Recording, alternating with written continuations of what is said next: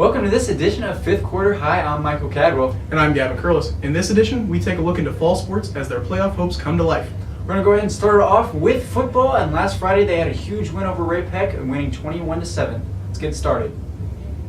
Last Friday, Tiger football took on Ray Peck in the Siege the Cure game. To start things off for Lee Summit, Preston Whitworth hands off to Samaje Brewer, and he will take it all the way to the house for the touchdown, taking the Tigers up 7-0 going into halftime. The defense would be impressive all game as they held Ray Peck to 0 points through the third quarter as they pick up a huge sack here. Once again, Samaje Brewer would get the ball in motion and take it all the way to the house for the touchdown, taking the Tigers' score to 14-0. Later, Landon Willis would pick up a pick six, taking the score to 21-0 in the fourth quarter. Ray Peck would answer late in the fourth quarter, throwing a touchdown pass to the corner of the end zone. The deficit would be too much to handle for Ray Peck as Lee Summit would win 21-7, moving their record to 3-5 on the season. Signing out from Fifth Quarter, I'm Michael Cadwell. In this next segment, reporters Cam Brigham, Gavin Curlis, and Kirsten LaRue shows how one senior football player's season went in a much different direction than expected.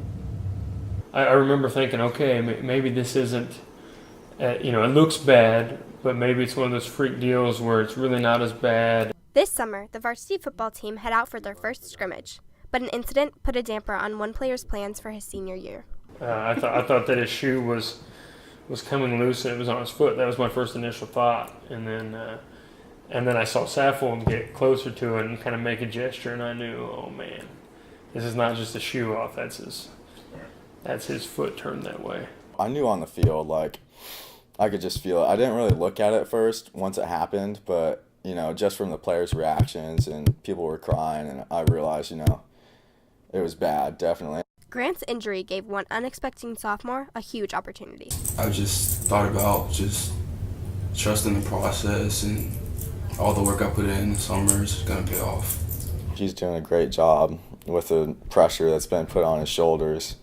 Grant knows this long trial would have been extremely hard if it weren't for his family and teammates. So my dad got there probably within 3 hours. He got to Jeff City, and I called my mom on the phone, which I was not looking forward to because I know how much all this means to her and everything. I feel like I let her down because she's been waiting for my senior year for so long and everything. So that was tough to call her on the phone that day. I think there's a little frustration for Grant and for us in that sense. We just knew we had to be there to support him and be there for him until his family got there. For Grant, sharing the news with his family was tough, but thinking about the season ahead was even more difficult. I just was looking forward to seeing him put his athletic attributes in place with the way he was going to take charge of the field. I think every night about what I would do if I had just one more play, and it's just tough because I don't know if I'm going to get one more play.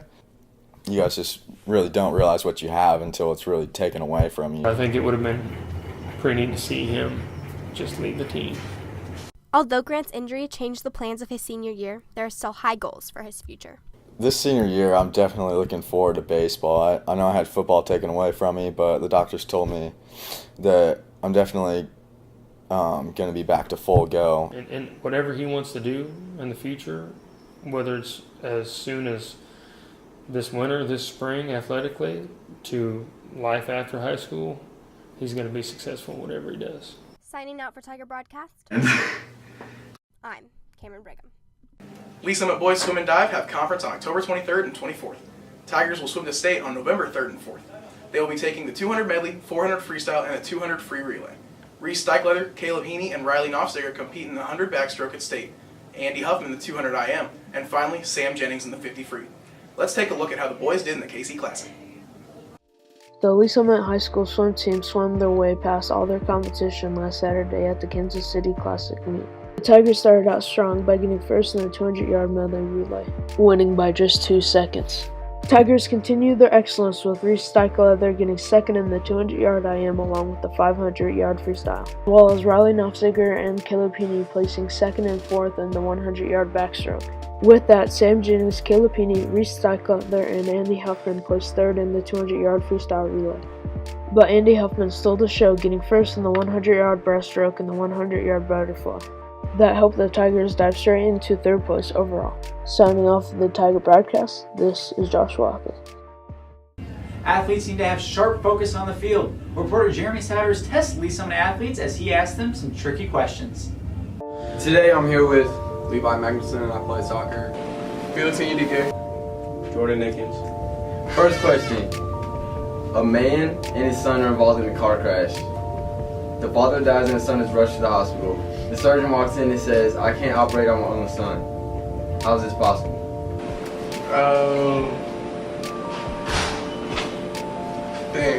Let's see. Can you repeat the question? Say it again. Because the surgeon is the father, and the father that died in the car crash is his stepfather. So if they're both fathers, just one's a stepfather. I've heard this before. His father is a surgeon.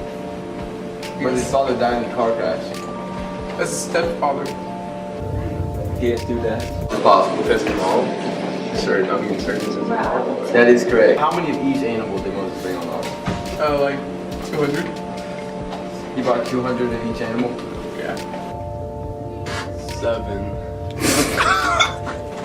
No, 3. I'm guessing. I'm going to guess like 17. Final answer, Moses brought 3 of each animal? Yeah. Moses brought 3 of each animal on the ark. Spell top.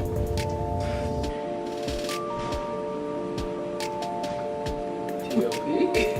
T-O-P. Say top. Top. Say it twice. Top, top. Say it 3 times. Top, top, top. Say it 4 times. Top, top, top, top. Say it 5 times. Top, top, top, top. Say it 6 times. Top, top, top, top, top. Say it 7 times. Top, top, top, top, What do you top, do top, if you're in top, light? Stop. Don't go. Good. Top.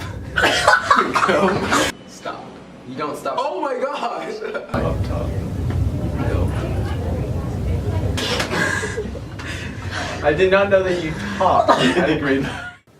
Boys and girls cross country have districts next Saturday. The guys are led by Luke Byrne and Lane Brenneman. On the girls' side, it's Reagan Hubbard and Izzy Shackelford. Let's take a look now into girls cross country. On Saturday, September 30th, the girls cross country team ran in the breast cancer awareness meet at Green Valley. Senior Reagan Hubbard was the first Tiger to cross the finish line, coming in 6th place with a time of 21:21. With all their hard work, the Tigers came in 4th place. Signing out for 5th quarter, I'm Kaylee Lyles. Okay, so I'm joined today with Lane Brenneman, senior on the cross country team. So how's your season going? Tell me about how's it going for you? It's going pretty good. We have a pretty good team going. Our times are just consistently getting faster, and it's like the perfect time of the season because it's about postseason. So we're kind of starting to peak at the right time. So it's going good so far. That's what I like to hear. So let's talk about how do you prepare for races? Well, before the races, like hours before, we just kind of walk the courses, get a feel for like what the course feels like that day, and like the atmosphere. And then whenever it comes like an hour before the race, we have like a routine that we go through, like warming up, and then going through our drills and just like preset things that we do that just like get us ready for the race. All right. Best. So when you get into the race, we're coming up to the line. What's going through your head? Like, what are you thinking? Well, at the beginning of the race, it's just you don't really think about nothing until the gun goes off, and then when the gun goes off, it's just kind of you're worried about your pace, you're worried about like whether or not you're hitting your times, and then throughout the race, it's just kind of mental stuff, like whether or not you can push yourself to it faster, and just kind of try to strategize your race throughout the entire thing. Yeah. So strategy. What is your strategy? What's your strategy? I like to get up fast. Yeah. And then kind of just find a guy to stick with that can like push me to get like the best time that I can. Like, just run off of other people, basically. And so, do you look at other people to get an idea? You just beforehand. Yeah. Find a person that you like have raced before that looks familiar, that you know you can run with, and then just stick with them throughout the entire thing. It's pretty good. I like it. So, brings me to my last question. I gotta ask, what course is your favorite? St. Louis, because it's the flattest course we'll ever run. There's only one hill on it compared to other courses like Jacomo, which is just the entire thing is full of hills, and it's just like a really competitive fast course for like really, really fast times. Well, some people they prefer to have those. You don't like that? That's not me. No, I'm not a hill person. Yeah, but I run on flat surfaces 10 times before running on a early quarters. All right. Thank you for coming down there. Thank you. The boys soccer team will open up district play on October 23rd. Let's go ahead and kick it into Tiger soccer now. In the crosstown rivalry matchup, Lee Summit will face up against Lee Summit West. At the start of the game, Lee Summit struggled to put the ball in the back of the net. Lee Summit West found their groove as they put themselves up over the Tigers in the early half, putting them up 3-0. Keenan Johnson would answer by giving the Tigers their first goal. Caleb Rainey would slip his way in to finish off a fantastic header. Nick Furlick would tie the game with a banging top left corner. Caleb Rainey put the crowd on their feet as he put the game away with a perfect volley, leaving the score 4-3 with a giant Tiger comeback. Signing off for fifth quarter, I'm Kyle Creasy. Last weekend, Lee Summit softball took their 18-10 record into district play. Sadly, they fell short of Lee Summit West on Saturday in the championship game. Now moving off the field into the court, Lee Summit volleyball has an impressive 18-5 record. They will go ahead and open up district play on October 16th. Let's go ahead and take a look at Tiger volleyball. The 18-5 Tigers look to continue their success against the Marquette Mustangs. The Tigers would start off strong as Taylor Stout sets up Claire Wagner for the score. Harper Snyder would also take advantage of the poor Mustang defense. Tigers would fake their way into a first set victory, winning the first set 25-22. Olivia Broom would start off the second set with a dime over the net. The rest of the game would be all Tiger defense as Jordan Thomas and Harper Snyder proved to be a defensive force at the front of the net. Kendall Boone would set the ball over the net, winning the game for the Tigers 25-22. This is Clayton Couch for the fifth quarter, signing off. Thank you for watching this edition of Fifth Quarter. For sports packages and more, go to www.tigerbroadcast.com. For live streams, go to www.tigerbroadcast.net. And follow us on Twitter at SportsTVTVA. Signing out for fifth quarter, I'm Gavin Curlis. And I'm Michael Catterall. We'll see you next time.